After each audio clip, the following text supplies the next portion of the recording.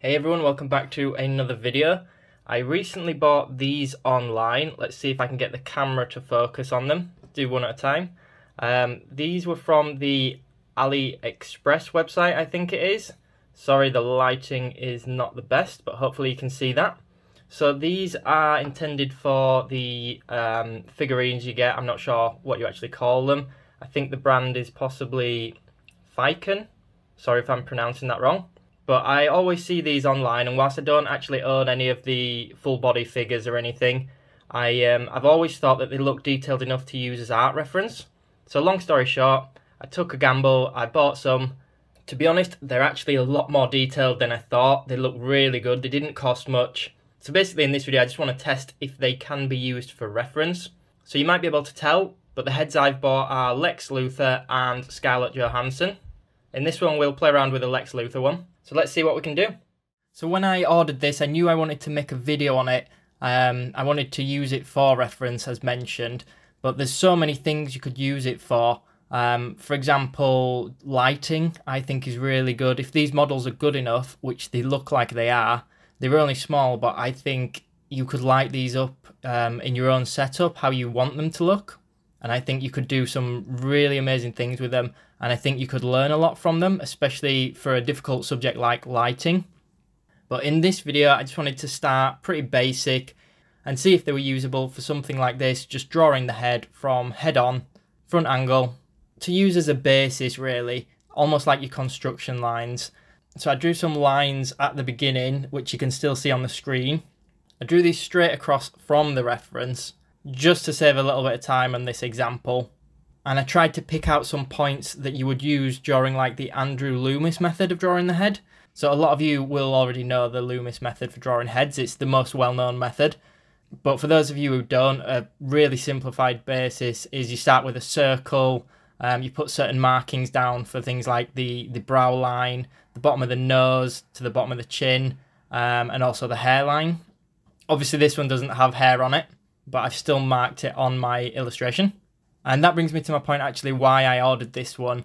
It's not that I particularly love this character or anything like that. I don't really know the character very well, although I do recognise the actor. But I actually thought it had a decent amount of detail to the face, but it wasn't covered by hair, you know, facial hair, head hair. So I thought it's quite a good basis to study from. So in my head, it's more like the planes of the face that you would be using to study from. Now, even though I have this loaded right next to my image and I've drawn the lines straight across, I still have mine looking, well, it doesn't look great if I'm being honest. It's not exactly perfect, but I wasn't too bothered about making it look exactly the same.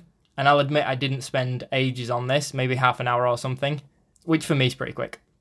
But yeah, I just wanted to use it as a starting basis to see how well that would work, see if I could advise it to other artists as well. And one thing I feel like I should point out, I always have a lot of problems drawing eyes. I don't know why, it's just something I always struggle with, and you can tell at the moment they're way too big. Yeah, features I've drawn on this are not perfect. I am neatening it as I go, getting the shape a little bit better. I couldn't tell at the time some of the things that were wrong with it, but I do know now looking at this, I made the head way too wide. So this character on the left actually does have quite a slim face, but I wasn't too worried about that. I could have gone back and changed it, but as mentioned, the purpose of this video was more that you can use them for reference, or me testing whether you can use them for reference, as opposed to getting it exactly the same. So some examples, and I show a few photos at the end, are that this will be really good for difficult to draw angles. I know in this one I'm just doing head-on portrait, which a lot of you guys will find simple. So I might make more videos testing out different angles. I definitely want to make some videos focusing on lighting techniques on them. I'm pretty excited about that. I think there's a lot of value in these. And then to the right of this, I just duplicated my drawing, which is only quite basic. Yeah, I've applied shading and it has some detail on there, but I haven't put in things like the iris, any hair, or it doesn't even have eyebrows to be honest, or even a neck. So I wanted to take that one step further just to show, again, using that to start with, you can then add your own features to this.